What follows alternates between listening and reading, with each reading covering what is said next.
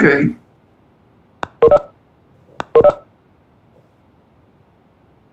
Hala.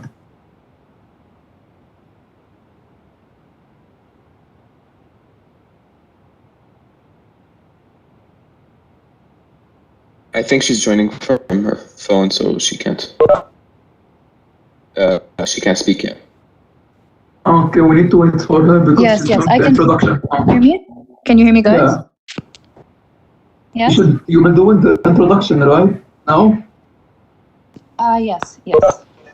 Are you sure to start now, or should we wait like a little bit more for more students? Yes, let's give it 2 minutes. Okay.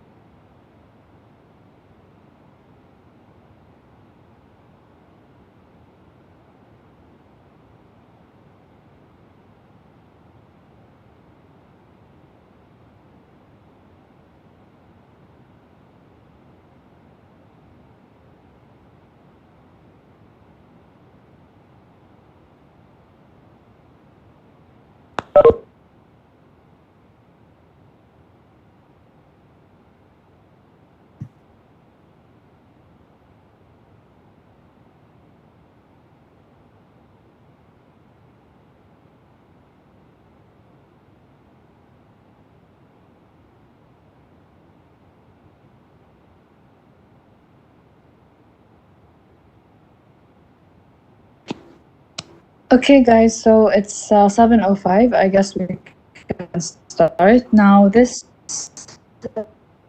event is being held on WebEx, but it's also here. There are as well other people watching on YouTube. So before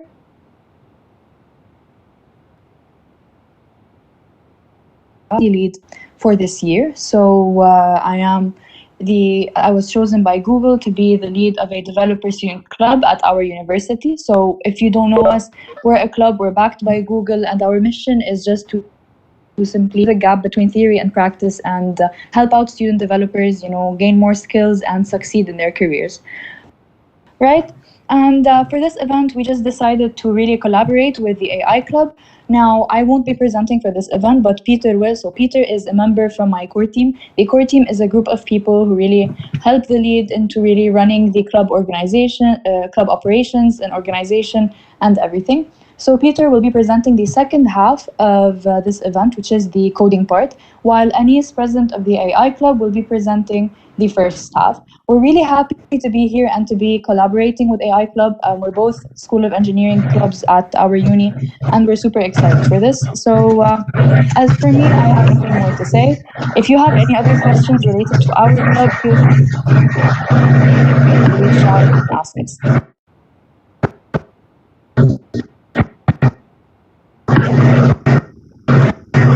Thank you, I am the president of the AI Club. I'm very happy for this collaboration with the DSC Club. And we'll start our presentation. One important thing is that please feel free to ask us any question, whether through WebEx or through the comments, and we'll be happy to answer them directly. And let's start. So in today's presentation, we'll first start by defining neural networks. Then we will talk about the structures of neural networks. And we'll talk then about training the neural networks and some parts of the training and how exactly this process happens. And then we'll move on to some applications of deep learning in our days. And we'll finalize this session with a hands-on coding session with the DSC club that Peter will be presenting. In our presentation today, which will talk about deep learning, we'll be using the Tensorflow as the framework of choice. And we'll talk about Tensorflow later on today. So let's start with the beginning. So what are exactly neural networks? So simply said, neural networks are their own class of machine learning algorithms. They can be either used to predict specific values. In the end, in that case, we call them regression models.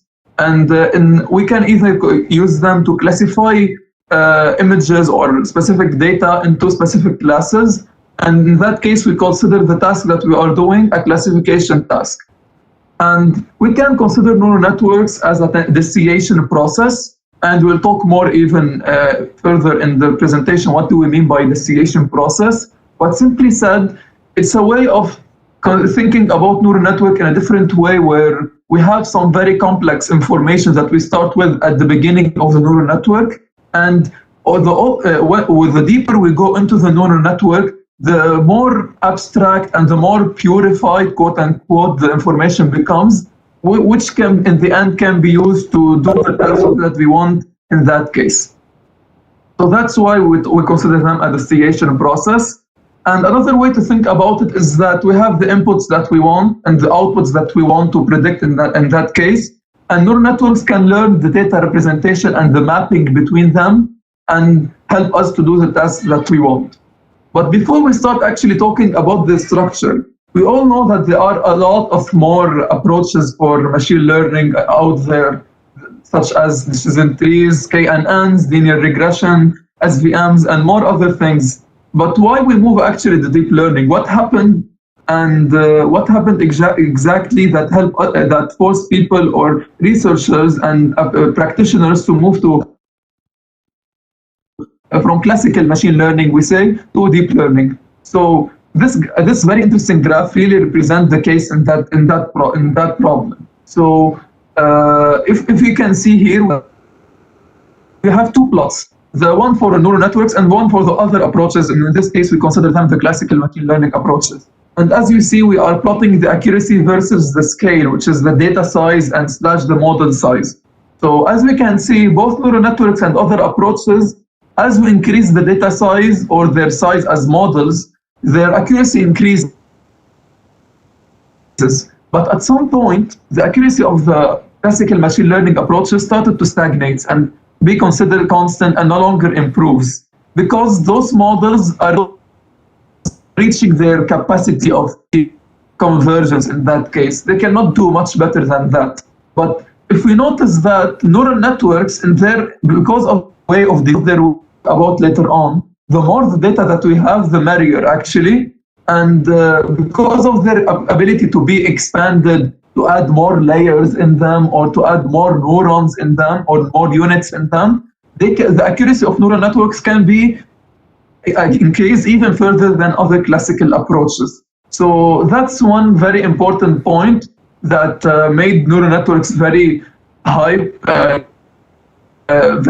in our days, and type more and more in our days, and why they are very flexible and can be applied to many tasks. So now let's go a little bit deeper and get to know a little bit about the components of a neural network. So almost in any neural network, we have three major parts. The input layer, where we feed the model the input data that we. So let's say we have pictures of handwritten digits or pictures of dogs and cats. We feed the pixels in our case, each pixel to one neuron in our case. So let's say we have pictures of 2 by 2 pixels. So we have 4 pixels. We will need here four neurons, we call them, in order to map for each one of the inputs. And we need an output layer. So in the case of cats and dog images, we want to predict whether the picture belongs to a cat or a picture belongs to a dog. So obviously, we might need in that case maybe two neurons. One neuron will do the job in that case, but we can do it. We can get away with 2 neurons in that case, where each neuron will represent the probability of the object or the picture belonging to the specific place. So these are the input layer and the output layer. So if you think about it a little bit, so without considering the hidden layer, there is like kind of a mapping between the input layer and the output layer. And the magic of neural networks, or the ingenious part in it, is in the hidden layer. So what's interesting about the hidden layer is that it's very flexible layers. So not only we can increase the number of neurons or units inside the hidden layer, but also we can increase the number of hidden layers. So we say that a model is becoming deeper and deeper, increasing and increasing hidden layers. And we call a model to be becoming wider and wider if we increase the number of units in the hidden layer. So what's really interesting is that the more we increase the hidden layers, or the number of neurons in general in the hidden layers, the better the chance that we might be able to find the perfect mapping input and the output, the better chance to get the best accuracy we can for the model. That's why neural networks are very interesting and very flexible and very good in their tasks, because of the flexibility that they have. So let's go a little bit deeper inside each one of these units, or what we call a neuron. So as you can see here, we have inside the neuron, excuse me 1 second. Yes. Inside the neuron, we have some inputs coming into it. So let's say that we're taking the example of this upper hidden node, the hidden neuron, and let's say it's having 4 inputs. So not only 3 nodes, not 3 inputs in this case. That's considered to be like the example of the 4 pixels of the cat and dog. So it have 4 input entering into it. So the thing is that each neuron will have some importance in comparison to the unit that we will have in our case, in the hidden unit that we have here. So some pixels, for example, the cornel pixels, which might be 1 input and not another input, will not be that important as more of the center pixels, which are another node. So that's why we'll have to add some weights. Those weights are the weights that we have for each neuron input that's incoming into the neuron that we have in our case. So imagine we have here W1, W2, W3 until Wn, in our case W4. So each one of these hidden layers, neurons, have incoming to them 4 weights for their values, and from each of the input layers. So we call these weights. And the thing is, now we need to find some kind of a way to merge them together. So the most simple way is basically to multiply each weight with the actual input that we are feeding it in this case. So let's say, for example, in our case now, we are taking one example of one picture. So the picture will have 4 pixels. The values will be 0, 1, 2, 3, let's say. So here we'll have the 0, here we'll have the 1, here we have the 2, here we have the 3 value. So they will be multiplied, each one of these, with the weights, and then we'll have some kind of a net value here, which is the multiplication of the weight with the actual input and their addition together. And so on, we'll get some kind of a value which is like very similar to some kind of an average, but here it's not very, more like a combination, a linear combination. But the thing is that if we stick to this and stop here and repeat this process with other units, get the input, multiply with the weights, get the input, multiply with the weight at each one, at each node, and get these and use them again for the output layer, get this input for the output node here, and repeat this process again and again and again. It's like we are adding numbers and just multiplying numbers together, and there is not much non-linearity in that case, because we are just multiplying the numbers and the values and then adding them together. So we know usually that things in reality are not only have linear relationships. So usually the relationship between things, height and weight, for example, are not are linear, but there are other things that are not linear. We know that there are exponential relationship between things. We know that there are other things that are logarithmic relationships between variables. So those ones are non-linear. So we need something that adds some kind of this spice of non-linearity to the system. Here comes the third part here, which is the activation function. So the activation function is just a simple function that we add. It's our design decision that we add to squash this value into some kind of a non-linear value, and we choose the activation function based on whatever we want. So in this case, I will be presenting two types of activation functions, and both of them can be used simply. And one of them is the and one of them is the LAU activation function. So this picture really represented, like, I find it to be very vivid and very representative. So let's say the Tesla has points on it, and those points on it are some kind of curved and like values all over the place. What's the LAU approximation or the LAU activation function in that case is that it squashes them, the values, and make them like smooth and specific, map them to like a specific value. So as you can see, the moving from this to this transformation is never something linear. So there is something non-linear in adding this transformation from this to this. So if we want, we can represent it into another activation function, which is will be more easier to see here, which is the sigmoid. So let's say we have as inputs the values here. So remember that we talked about the net value here. This net value is the x value here. So we use the sigmoid, which is it's called the sigmoid. Like notice here the S-shaped curve, and we find the values corresponding for this one. And obviously, because it's a nonlinear function, it squashes the values between 0 and 1, and they tend to become something nonlinear in that case.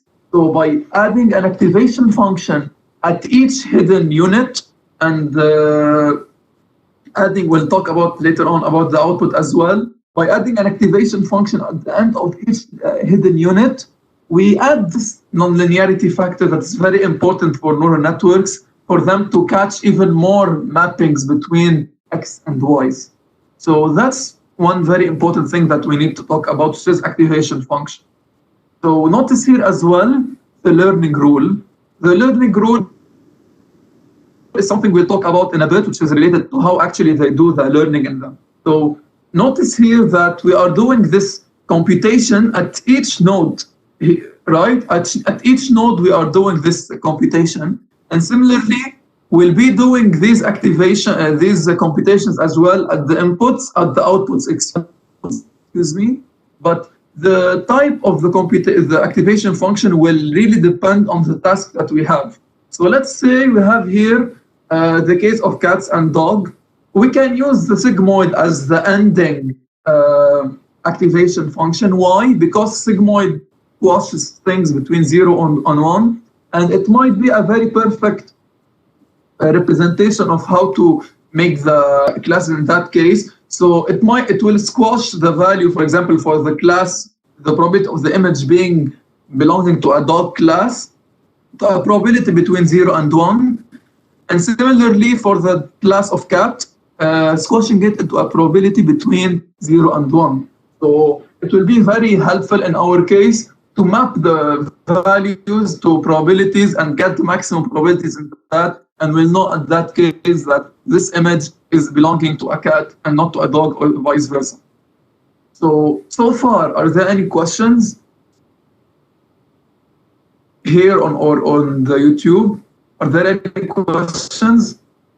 If there is no questions, please tell me that everything is well.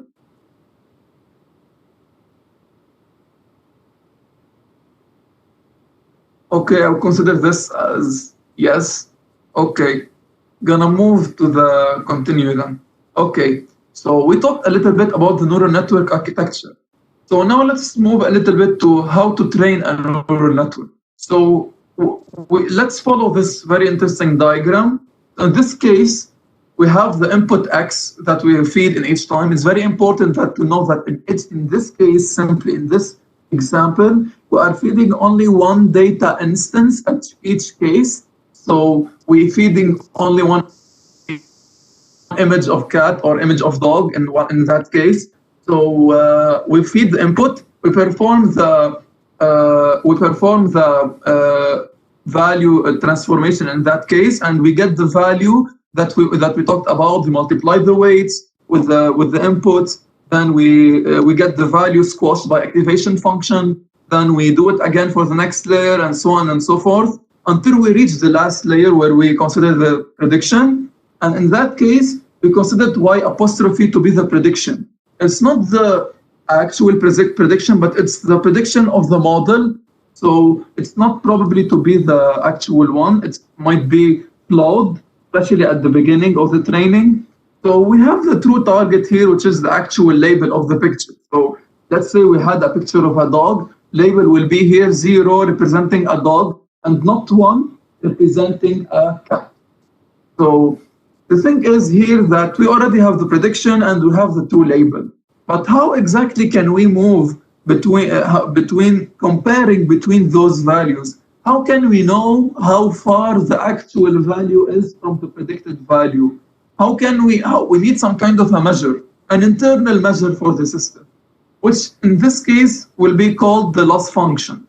There are multiple loss functions. Each one of these really depend on the case of the model that you are using, the task that you are using.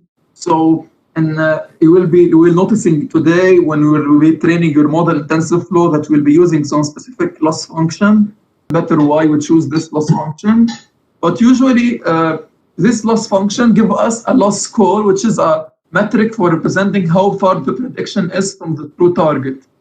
So now we finish the second part, which is getting the evaluation, internal evaluation. So now the neural network needs to learn from its mistakes. So how exactly? So the neural network uses an optimizer, which is an algorithm, some kind of an algorithm that uses the loss value that we have to help the model understand its mistake and do some updates on the weights. So you recall the weights that we had to represent the importance of each inputs incoming into each neuron. So it gives some updates to these weights to give more importance to some and change the importance of other weights, and do this update and then do the other update for all the weights in the system until we reach the very beginning. So this is a cycle. But here we have done it for only one pick. So what should we do if we want to do it for multiple pictures in that case? So we repeat this process for each pick in the system until we get the updates for the until we get the updates for all the system, and then before we do the weight updates for the model at each case, we average all the weight update for that case, and we update at that moment the weights. So in each time we do the training, we need to go through the whole neural network. We need to go through the whole data set that we have. And then once we finish the data set for the first time, we repeat it for several epochs. So we go through the data set again for another time, then we go through the data set for another time again, and again, and again, and again, and we consider each time this going through the whole data set once an epoch, until we notice that this loss score is no longer decreasing. So basically, the value that we have predicting is very, very, very, very close to the value that we have for. So once we notice that the loss stops decreasing, we can be confident enough that the model cannot longer improve. So that's the training the neural network holistically from a bigger perspective, and we'll go a little bit deeper into each case now. So let's start with the first part, which is the one here. As you can see, the one. This task is called a forward propagation. So basically, let's take this example. So this is a handwritten digit from the what's called the MNIST dataset. So we feed this original input into the model. As we have been discussing before, we multiply the weights with each pixel for each one of the nodes. We feed them into the nodes in the layer. We got some specific values at each one. Then we repeat it for the other layers, and we move on to the next layer, and we move on to the layer after it. We move on to the layer after it until we reach the final layer, where, as we have discussed before, we have probabilities for each class for the picture to belong in this case. So in this case, the model outputted that it has a much higher probability to belong to class 4, obviously. So it will have like 90%, for example, probability to belong to class 4. What's that looking for? Similar to maybe 5% probability to number 3, 5% probability to class 7, and we get the maximum probability in that case, which is for class 4, and we know that the image in that case is for class 4. So we do the forward propagation task at each epoch for the whole data set. Okay, so we talked about the epoch, which is the time we need to go through the whole data set. So we do this forward propagation for all the data set. So we call these layers data transformations in order to reach from the input to the output. But now we finished with the forward propagation, and then we have performed the loss evaluation that we talked about. We got the loss score for each picture and the prediction. But now what?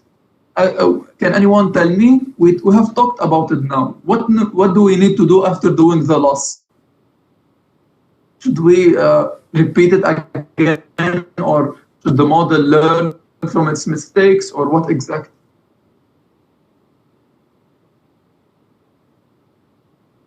Anyone?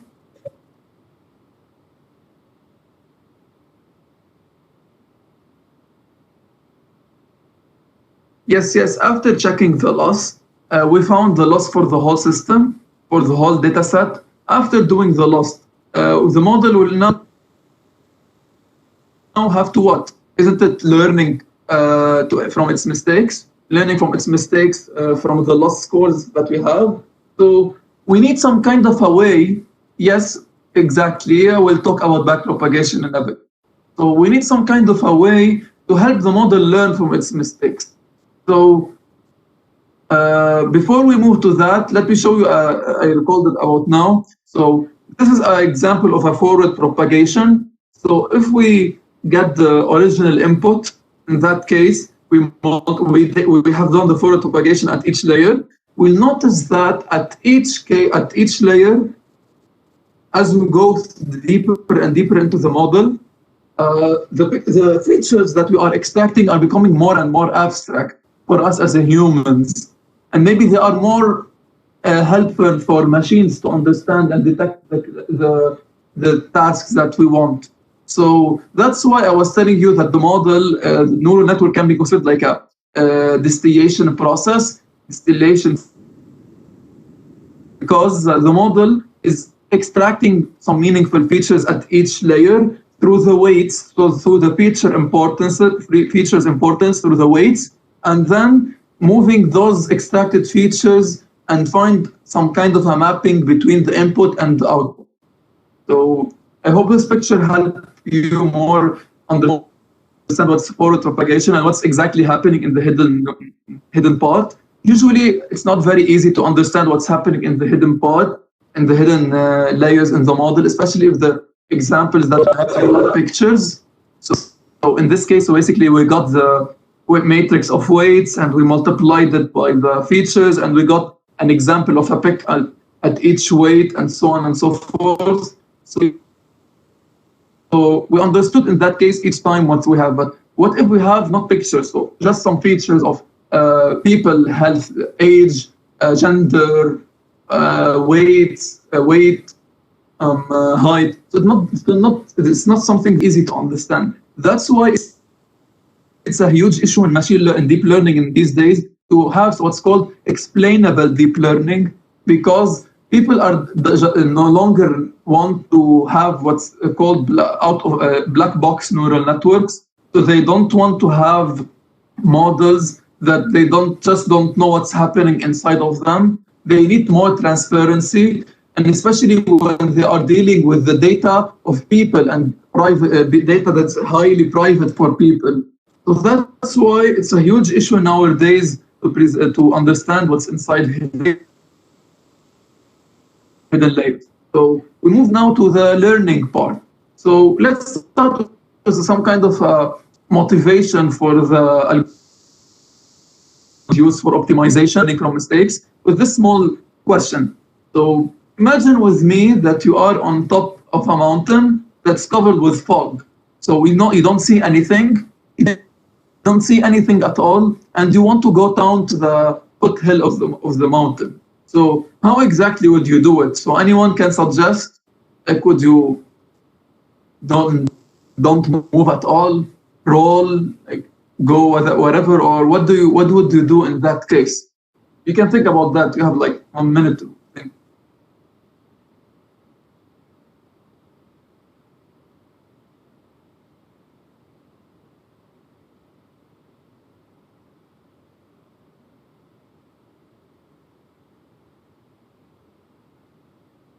If you don't want to write it, you can just tell us on using the microphone. Anyone?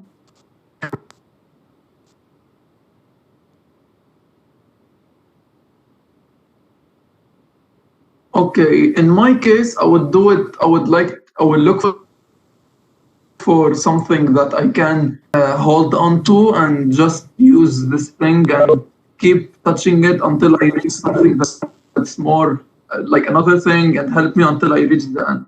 So other people would do this. So another people would do something like this. So what they would do is, like, because they want to go to the foothill, they will start to sense the steepness of the mountain, and they will try to go and in the direction where the mountain is the most steepest. So you'll know that eventually you will reach the foothill if you follow the steepness of the mountain, and you will keep where the mountain is the steepest, and you keep following the direction of the mountain. Let's say the direction that the mountain is giving you with the steepness of it, until you reach a flat surface, which is supposedly eventually the foothill, unless the mountain has a very weird form. It's not very look at a different case in that case, and you have to do other things. So did you get what I mean by steepness? So steepness in this case, I mean, is that how the mountain is directed to the bottom of the mountain? So how, I guess steepness is the word, I guess, in that case. So there is this famous algorithm that's called gradient descent. So gradient descent is a way that senses the steepness of the loss function in our case, because the loss is the score that we is coming from a loss function. So what's the gradient descent is that it senses the steepness of the loss function, and in this case, what's the most closest mathematical thing to follow a steepness of a function, or the direction of a function is the gradient or the derivative. That's just how we know it in school and university.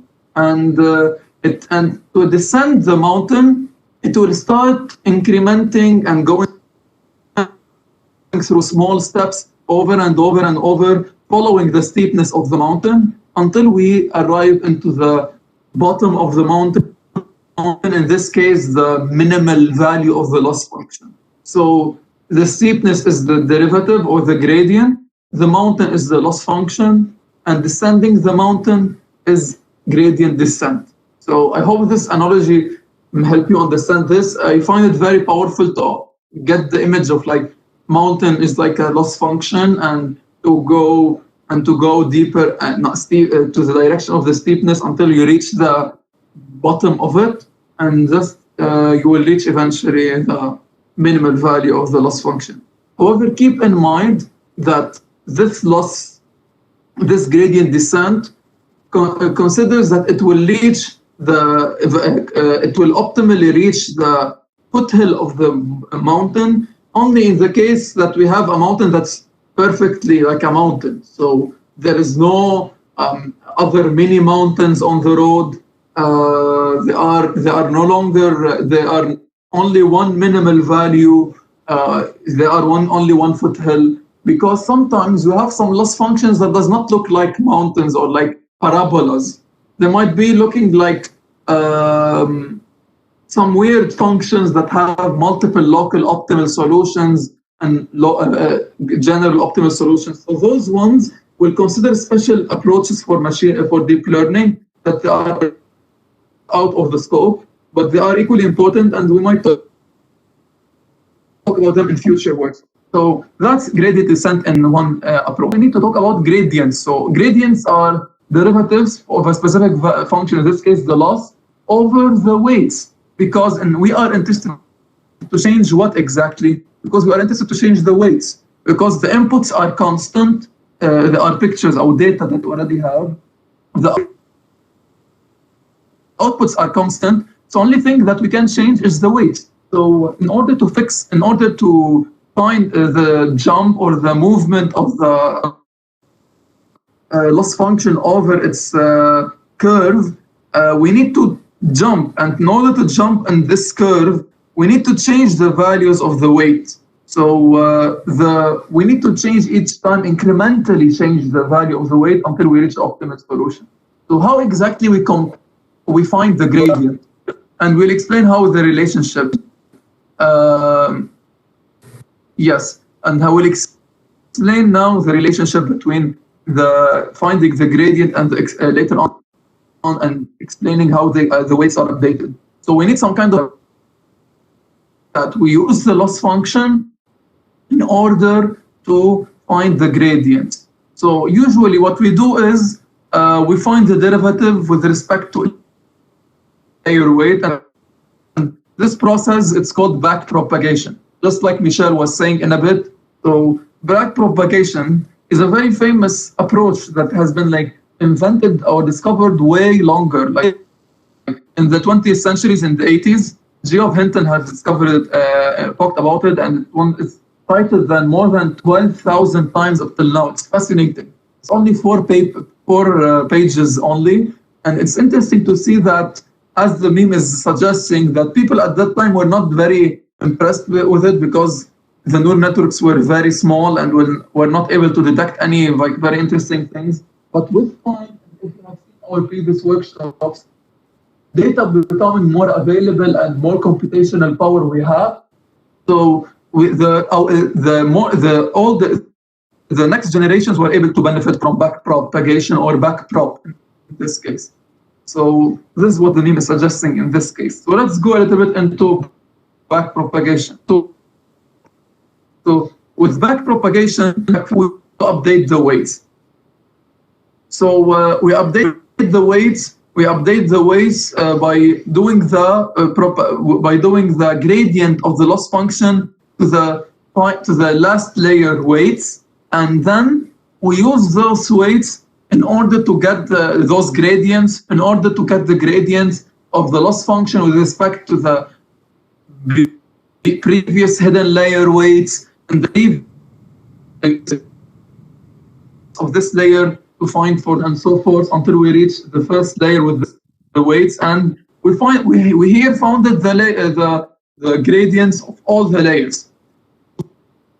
Exactly how it's done mathematically, it uses something we use in calculus 4 that's called, because here we have to go back through the whole derivative, so we have to multiply the derivative in some way in mathematics here because it's not scope. Back propagation helps us find the gradients of each layer's weight with respect to the gradients of each layer's weight. We reach the first one.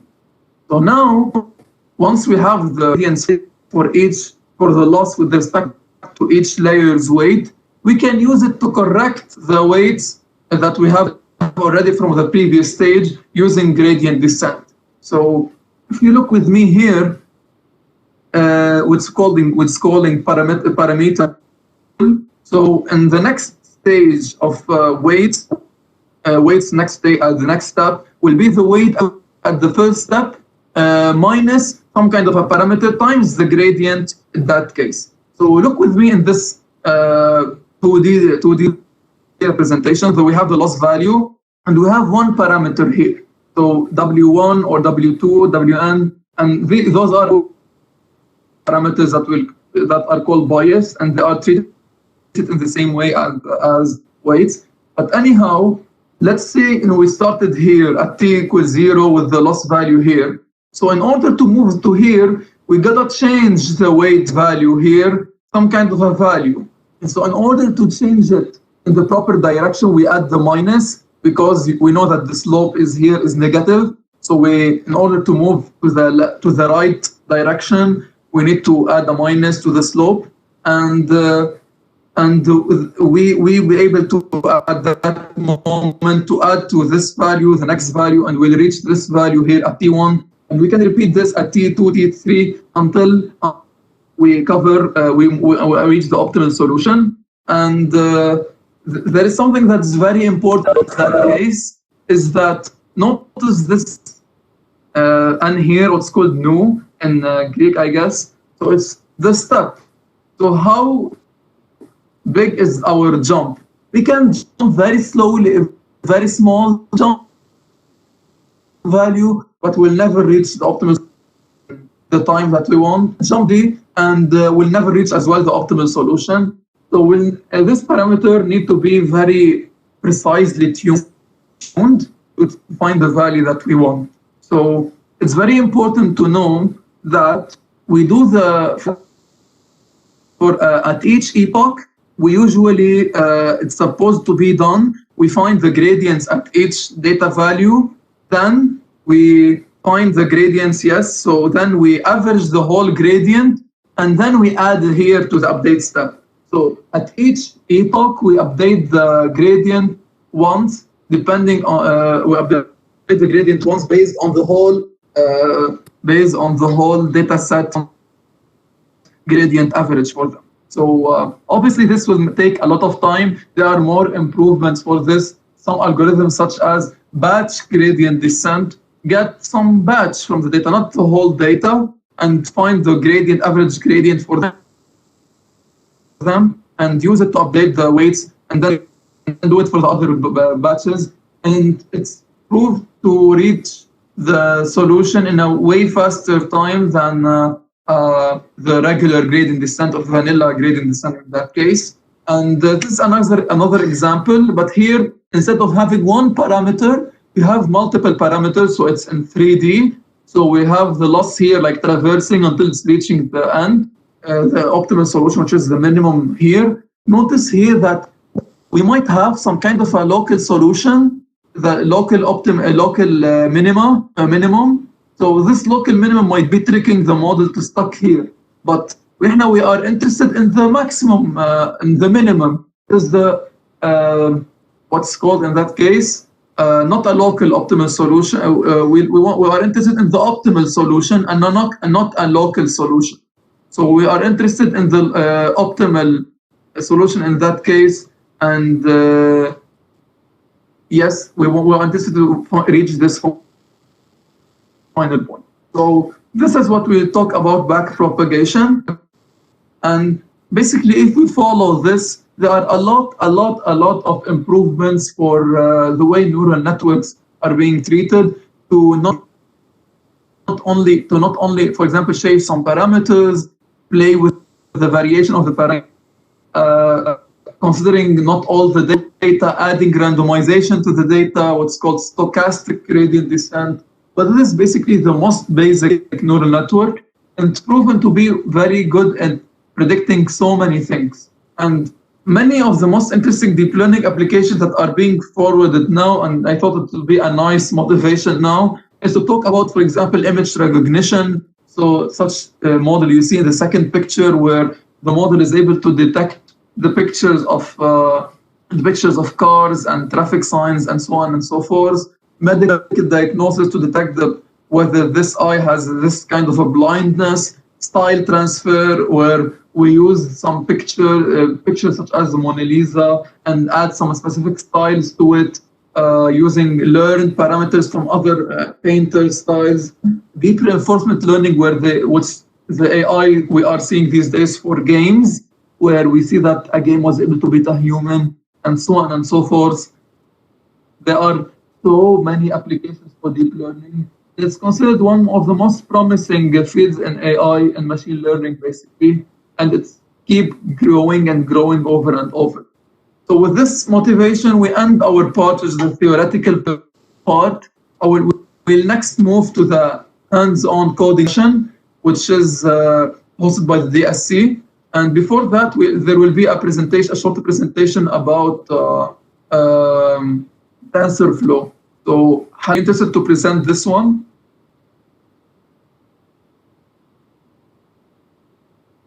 Anyone? Peter? I'm talking to Hala right now. I'm just making sure she can speak because of the stream. Okay.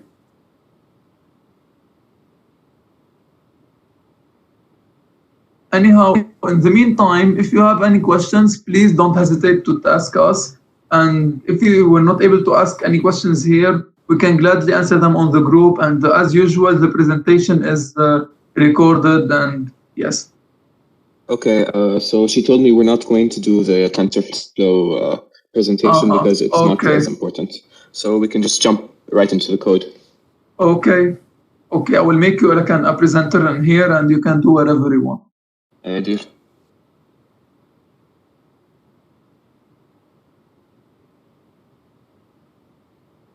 Peter, you are now a presenter, I guess. Yes. Yeah. Okay. Great. I will keep recording. Yep. Sure.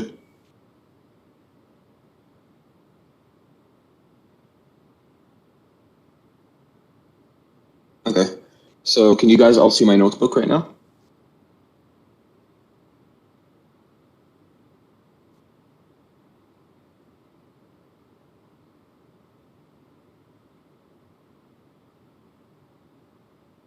Okay, so hi everyone. My name is Peter Saar, and if you guys don't know me, I'm a fourth-year computer engineering student, and I'm also part of the core team for this year's DSC.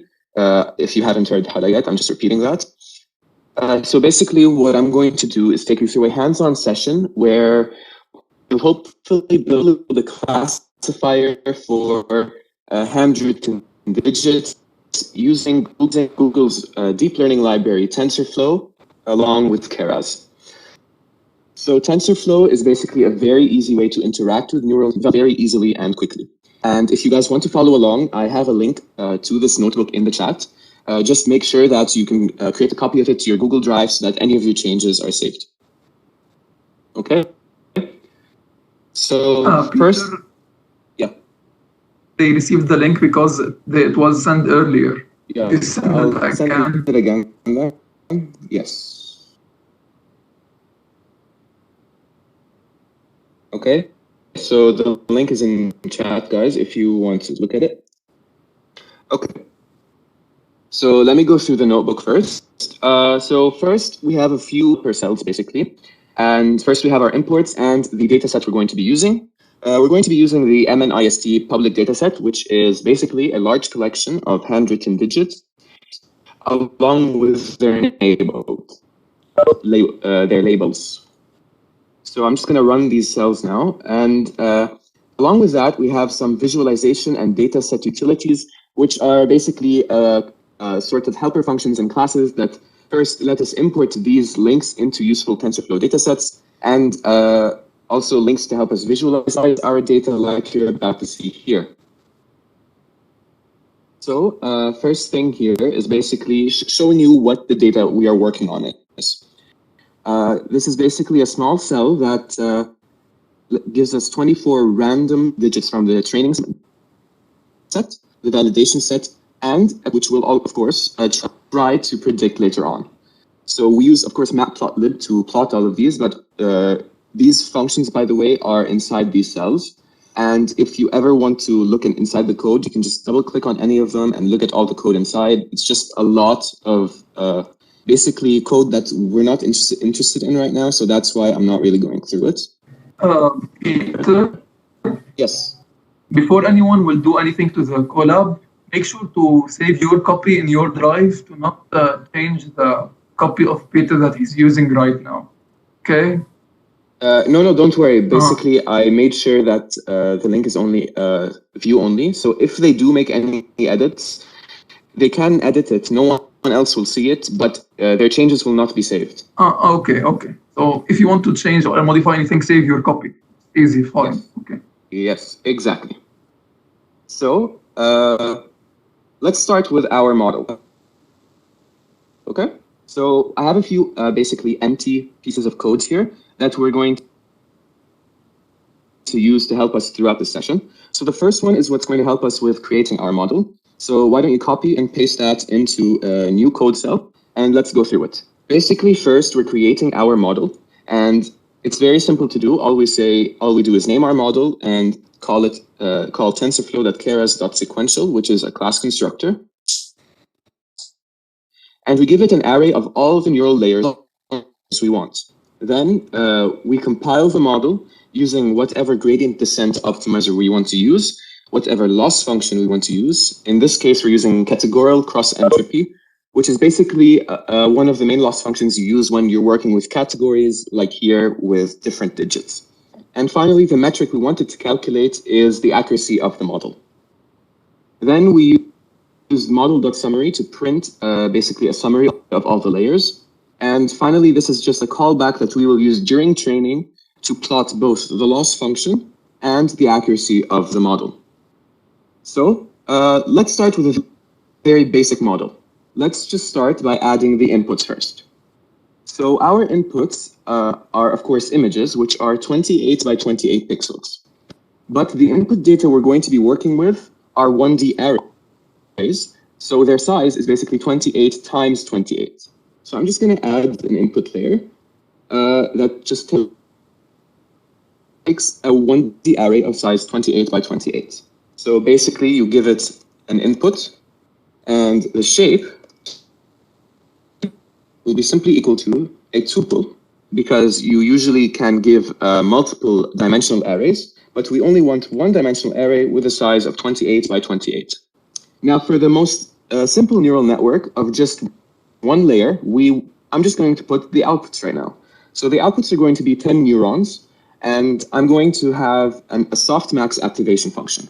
So softmax is an activation function very similar to the sigmoid function Anis just talked about, as it basically moves all the values to be between 0 and 1.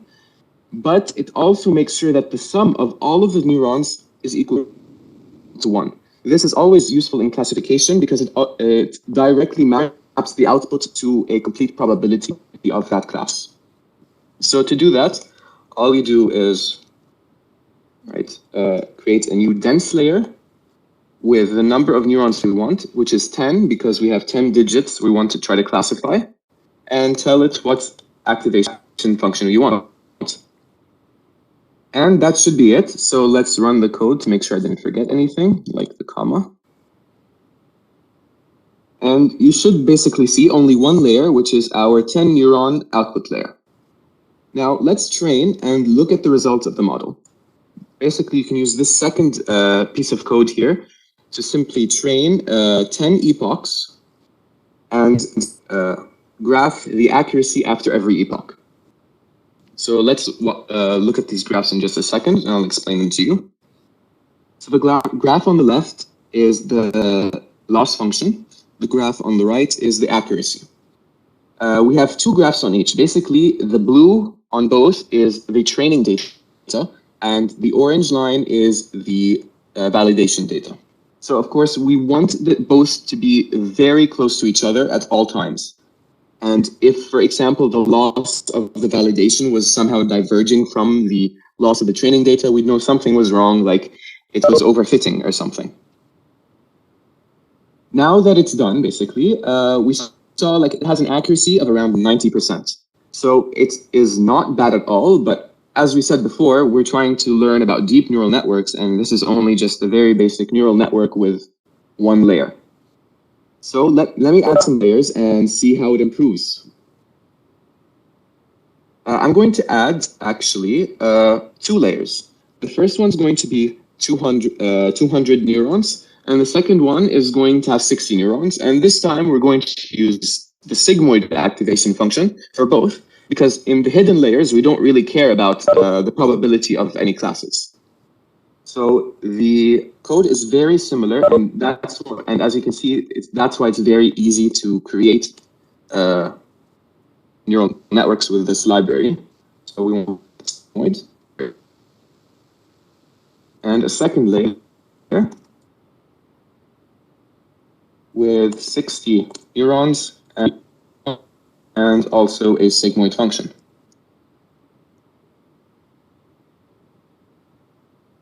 Okay, so I'm going to run the code again.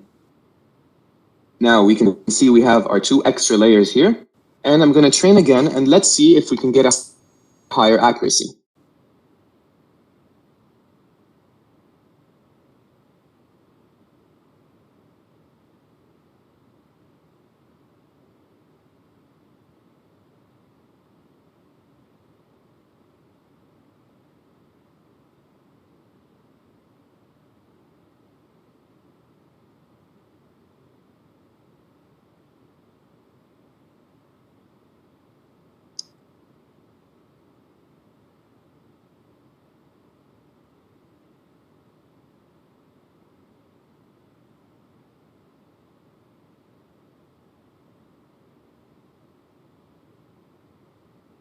Okay, so as you can see, accuracy is much slower. It's at 80% now, and the loss function is too high to be even seen in the graph. So can anyone think of a reason why this isn't working? Like, we added more layers and the accuracy went down. Accuracy went down so bad.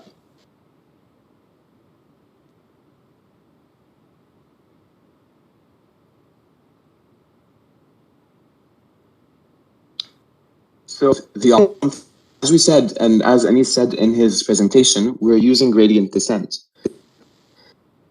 And gradient descent basically calculates the derivative over and over and over again. But the function we're using is the sigmoid function, whose derivative gets close to almost 0 values. Change this to something that has basically a more constant slope throughout the whole function. So that's why we're going to try to use the LAU function, which basically all negative values are output as a 0 and all positive values are output as they were input. So let's try it this way and see if it becomes any better.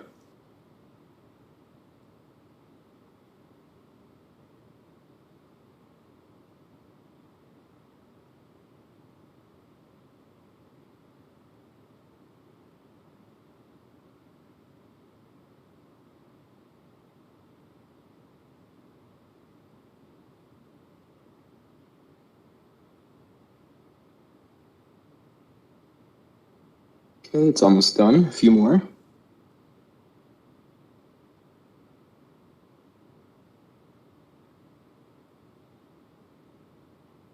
Okay, so we have an accuracy of around 93%. So that turned out to be very well, like a very much better improvement than it was before, at least. And we're using a deep neural network. So we can actually track the predictions it's giving us. So this third this third cell I have up here is basically a way for us to test our model and visualize some predictions it's making. So just copy and paste it, and I'll tell you exactly what it's doing. Basically, it's going to predict the values for first local fonts, and then 10,000 validation samples, and it's going to show us 168 of the ones it got wrong. So as you can see, anything in black is a correct prediction. Anything in red is a wrong prediction. So first of all, it got even some of the fonts of a computer wrong. And of course, all 168 top predictions were also wrong from the validation set. So let's see if we can improve this even further. Now, one thing we didn't look at yet is the optimizer. The SGD is the stochastic gradient descent. And we have a better one for instances like these. So if you can see, the input is an array of size 28 times 28, which it's basically a very large number, which means the number of parameters is huge. And that translates to a loss function with a lot of dimensions. With a very high dimension loss function, the SGD will more than likely converge to a local minima, not the global minima, which is what we need in our case to lower the loss function a lot.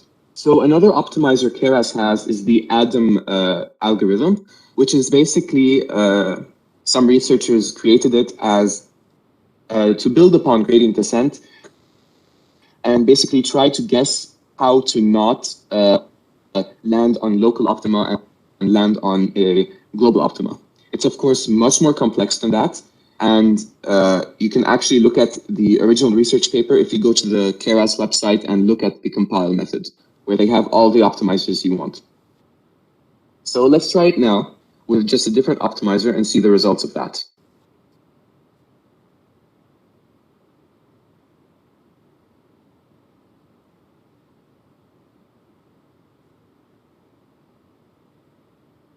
So immediately the accuracy jumps up to around 97%.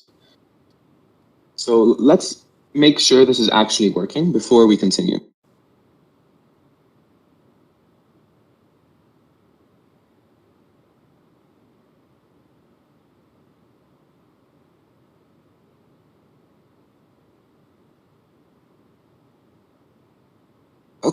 Okay, so the accuracy is very high and basically consistent, but we have a problem with the loss function. If you can see, there's basically it wasn't diverging, but then diverged towards the end. So let's zoom in actually on these plots and see that basically in higher detail. You can do that by just increasing this zoom level right here. I'm just gonna move it from 1 to 10, and then just re-execute both code cells.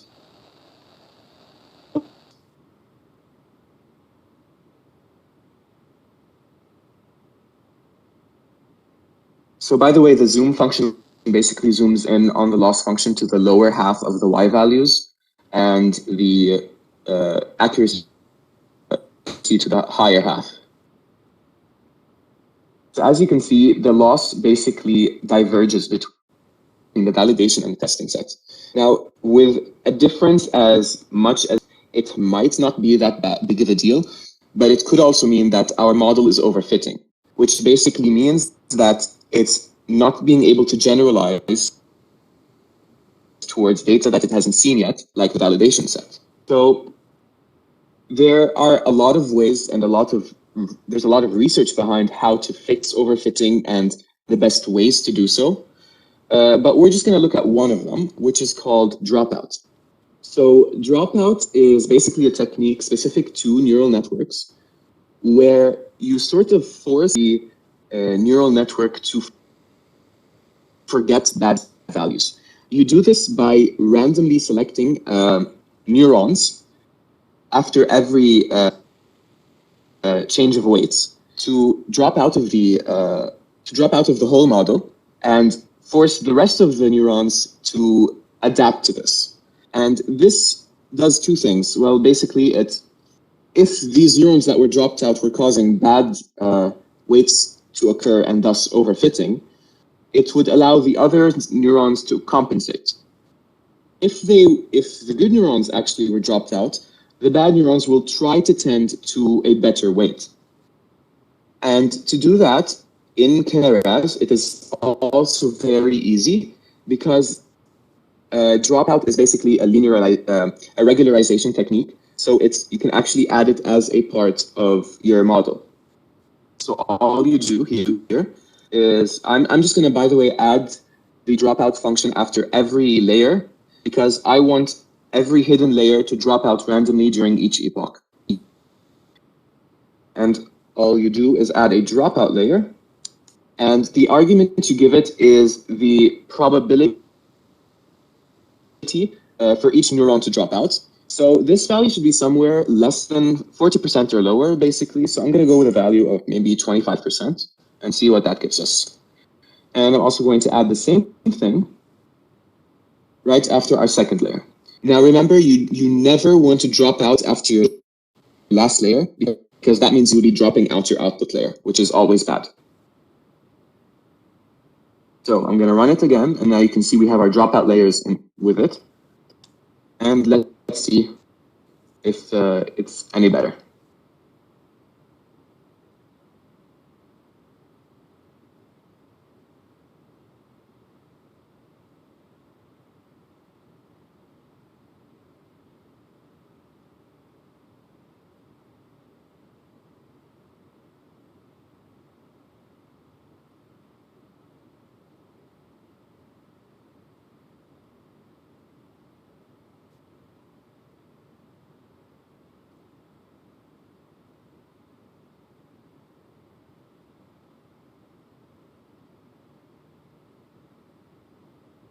Okay, so now that we see it's done, we still have a very high accuracy of around 98%. And the loss function is basically very close in both validation and the testing and the training set.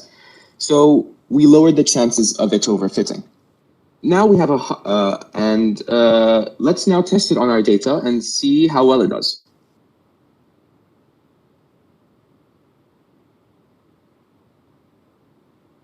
Okay, so we still have a lot of digits that it could not accurately guess.